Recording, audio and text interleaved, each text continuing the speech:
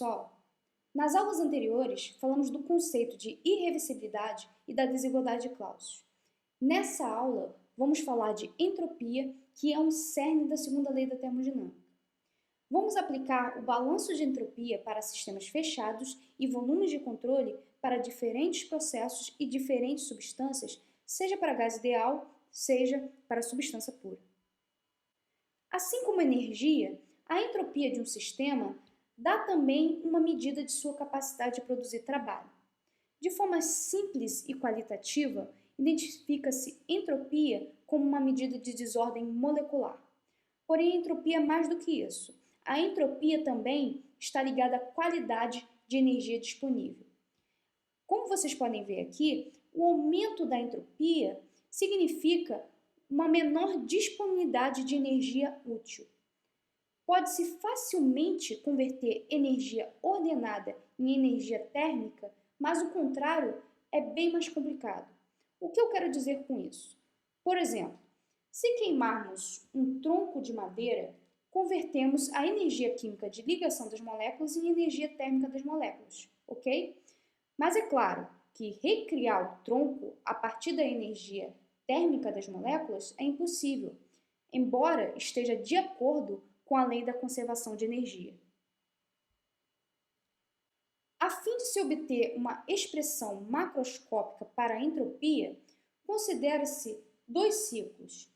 Um ciclo AC, composto por dois processos, e um ciclo BC, composto também de dois processos, todos internamente reversíveis. A desigualdade de Clausius permite decompor cada um dos ciclos em integrais da seguinte forma.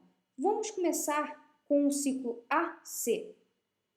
No ciclo AC, decompondo pela desigualdade de Clausius, temos que a integral do estado 1 ao 2 de ΔQ sobre T do processo A mais a integral do processo 2 a 1 de ΔQ sobre T, isso relacionado ao processo C, usando a desigualdade de Clausius e remetendo ao fato que são processos internamente reversíveis, esse somatório tem que ser igual a zero.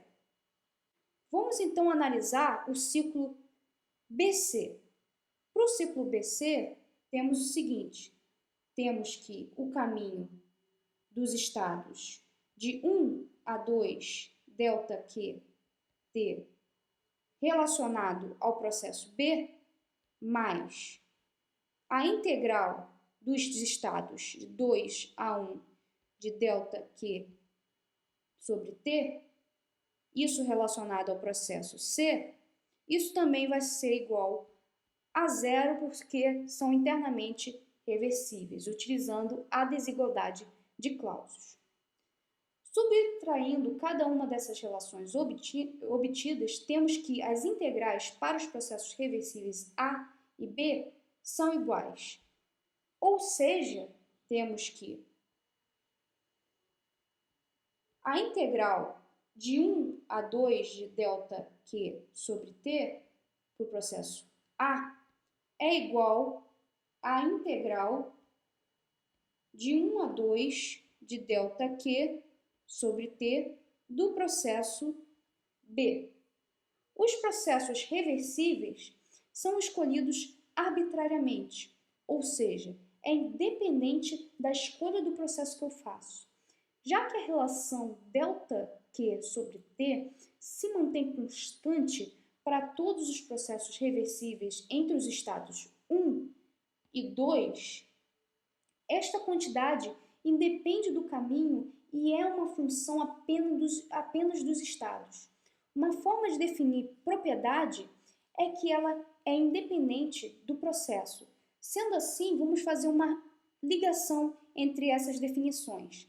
A relação obtida para esses processos reversíveis arbitrários é independente da escolha do processo escolhido, correto?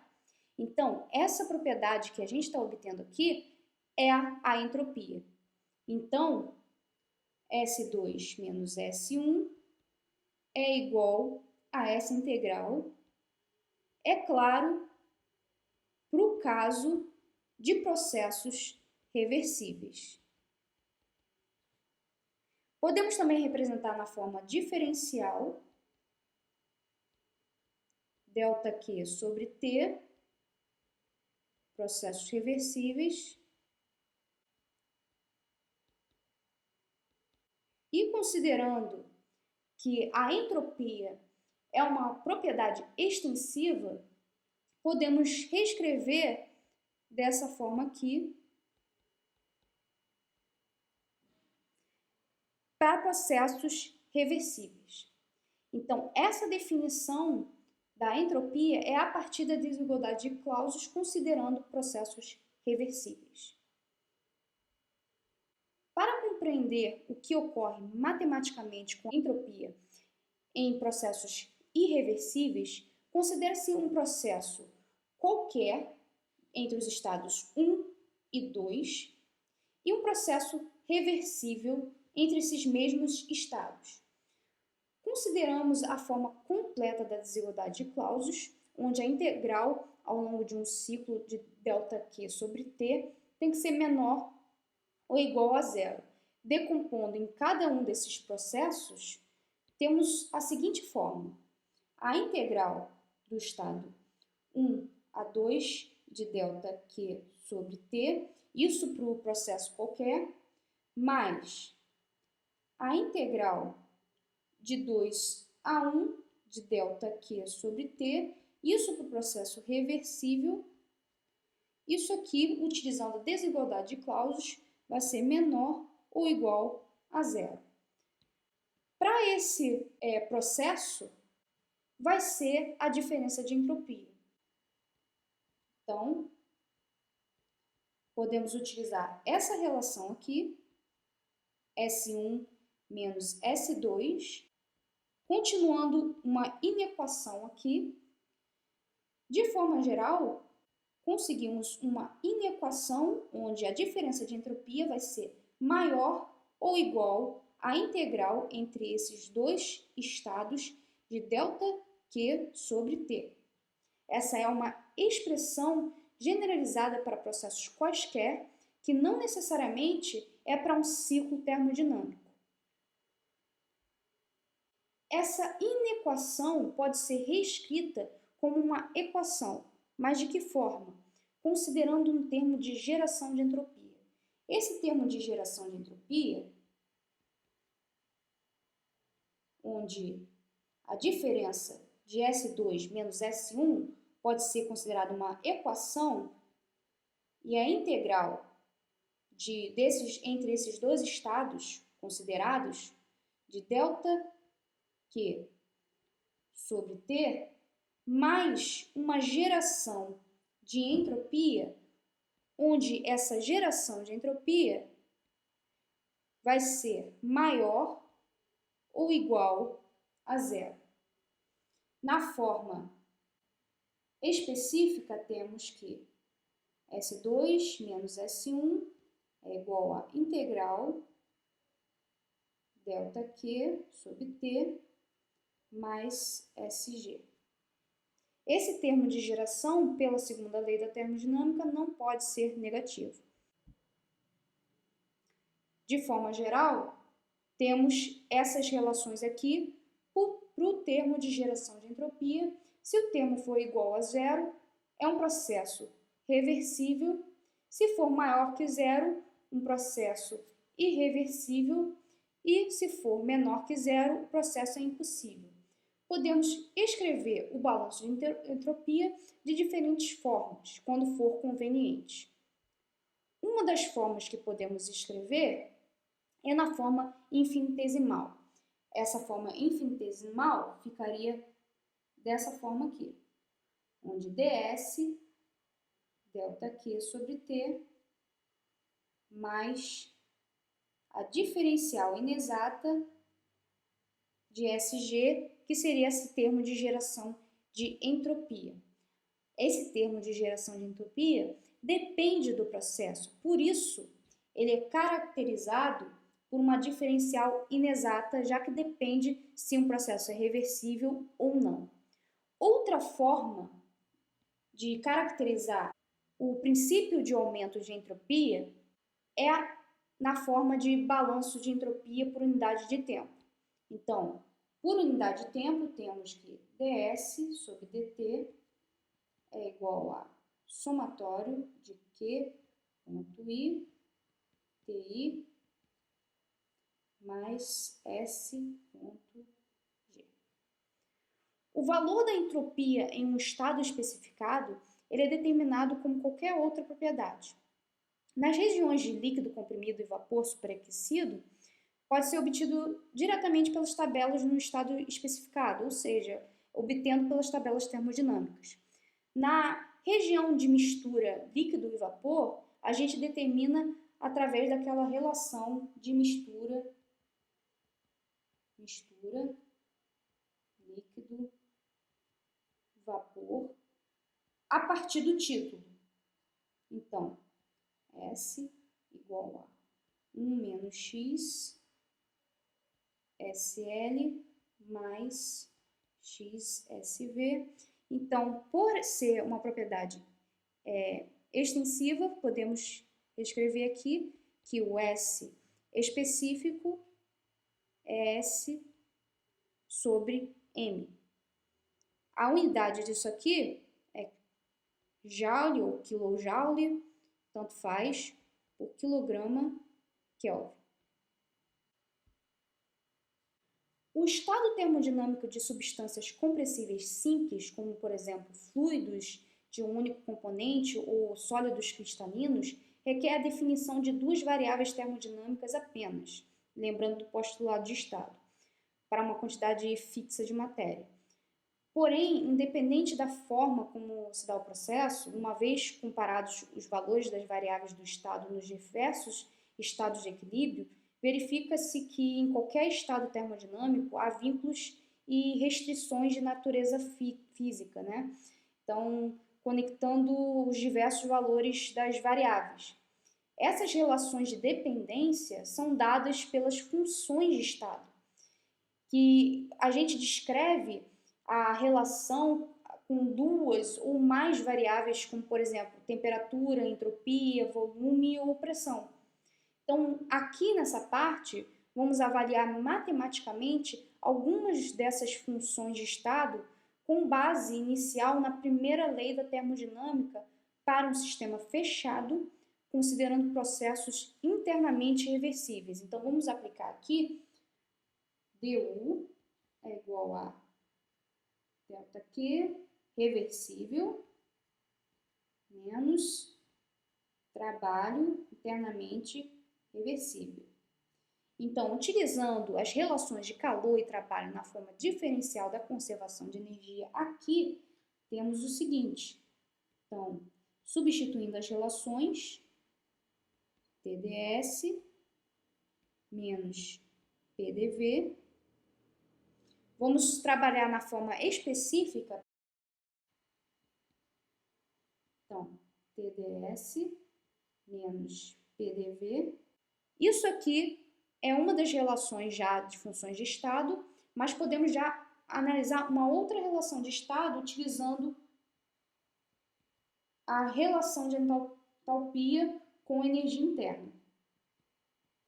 Derivando isso aqui, temos dH, du mais PDV mais VdP. Substituindo essa relação aqui dentro, temos o seguinte, temos que dH é igual a TdS mais VdP.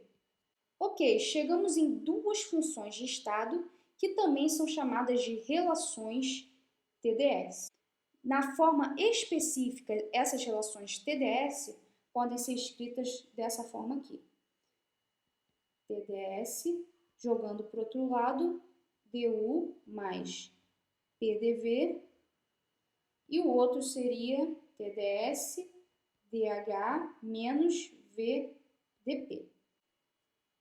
A partir das relações implícitas para a variação de entropia, uma delas sendo ds menos 1 sobre T du mais P sobre T dV, pode se aplicar para diferentes processos e substâncias.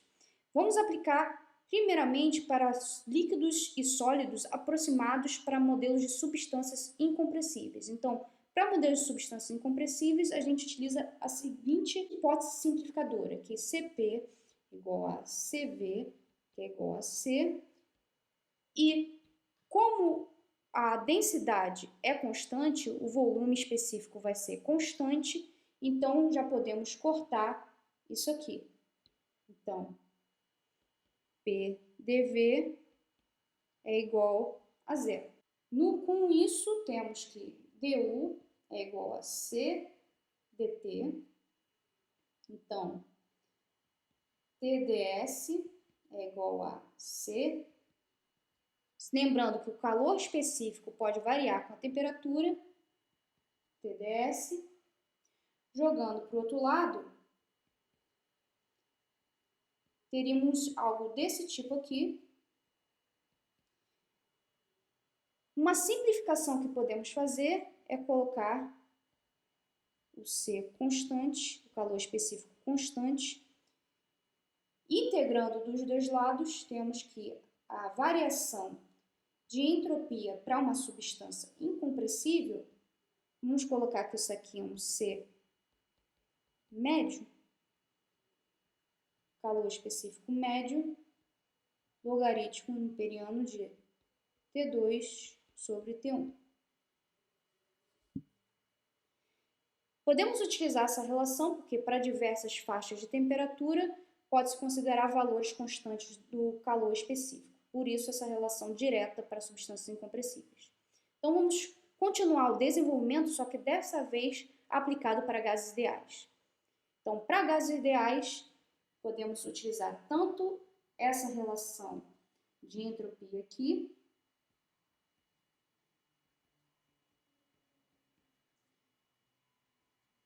quanto essa relação de entropia.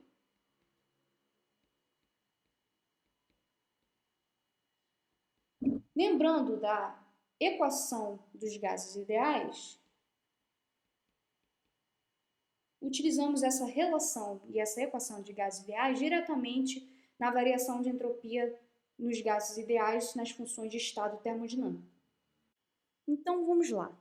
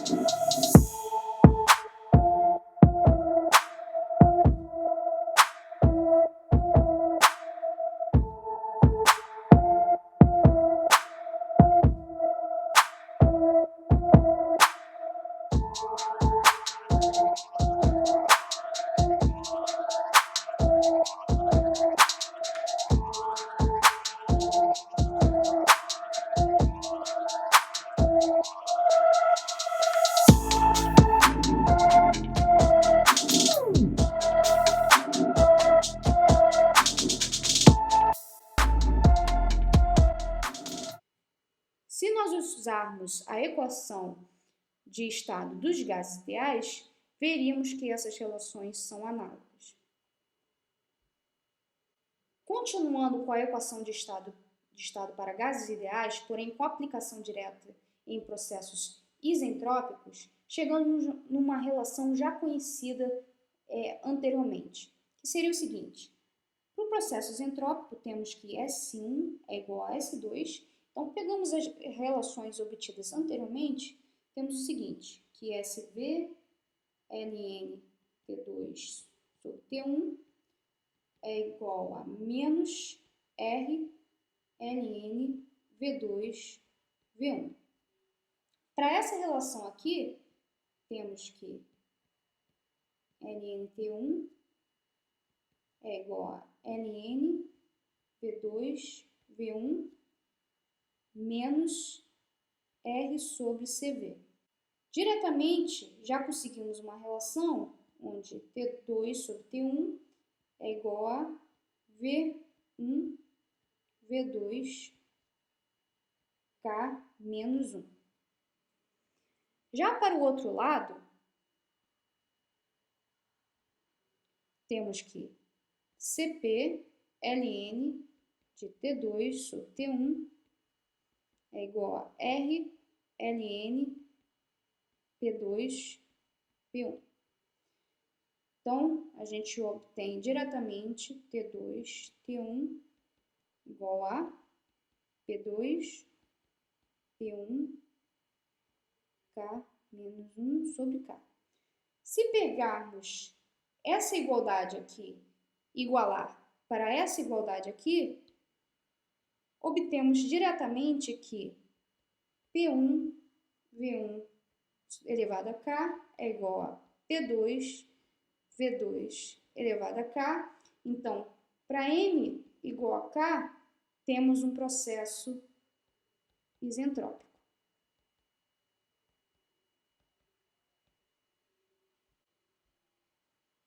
A entropia, ela pode ser transferida de ou para um sistema por dois mecanismos: transferência de calor e transferência de massa. Pela análise que nós fizemos anteriormente, nós vimos por transferência de calor. A forma de transferência de calor nos remete à definição de calor por si só, porque uma forma de definir calor é como toda transferência de energia que também transfere entropia. Já em relação ao mecanismo de transferência de entropia pela massa, envolve a análise de volumes de controle, que ainda não vimos. Vamos ver posteriormente. Então, com a análise de volumes de controle, vamos ver também os conteúdos de entropia e energia de um sistema que são diretamente proporcionais à massa. O balanço de entropia é uma expressão da segunda lei conveniente para análise de termodinâmica. A variação de entropia de um sistema fechado durante um processo é igual à soma de entropia líquida transferida através da fronteira do sistema pela transferência de calor com a entropia gerada dentro da fronteira do sistema.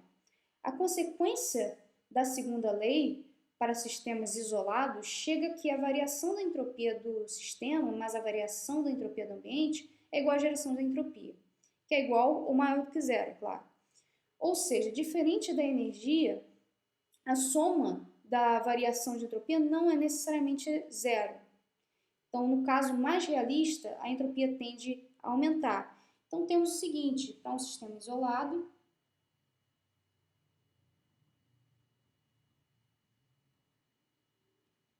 fazendo a análise de um sistema isolado, temos que a variação de entropia gerada é igual à variação de entropia na vizinhança mais a variação de entropia no sistema. Isso para o sistema isolado é maior ou igual a zero. Essa é a base para a gente definir a análise de entropia em um sistema fechado.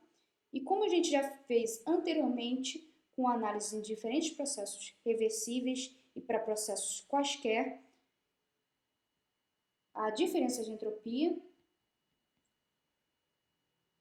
pelo mecanismo de transferência de calor é a integral de ΔQ sobre T mais a geração de entropia, onde essa geração de entropia é maior ou igual a zero. Podemos fazer a mesma generalização do balanço de entropia para um volume de controle.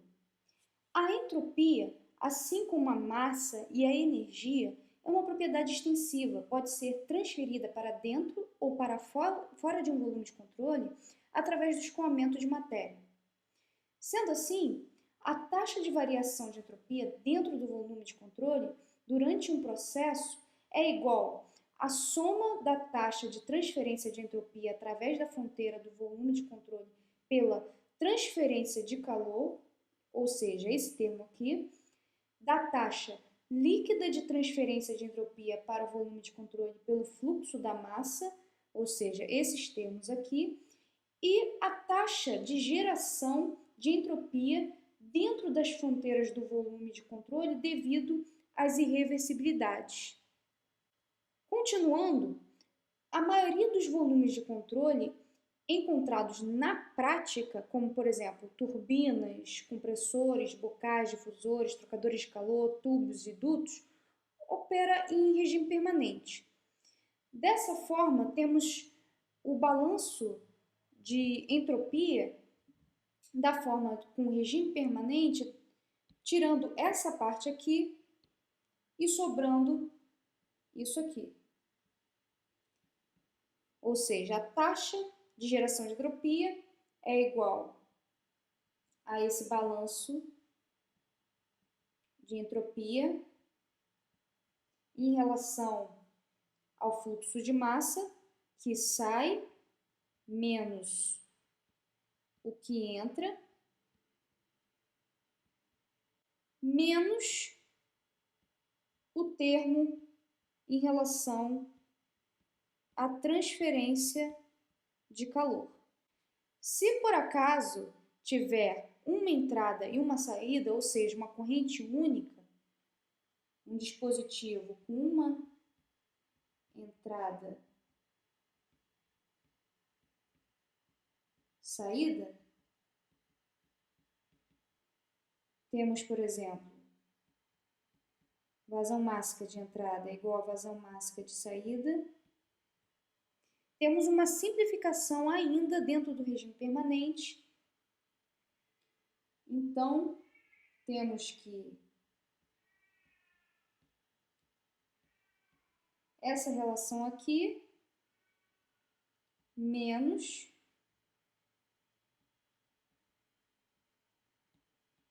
TK é igual a taxa.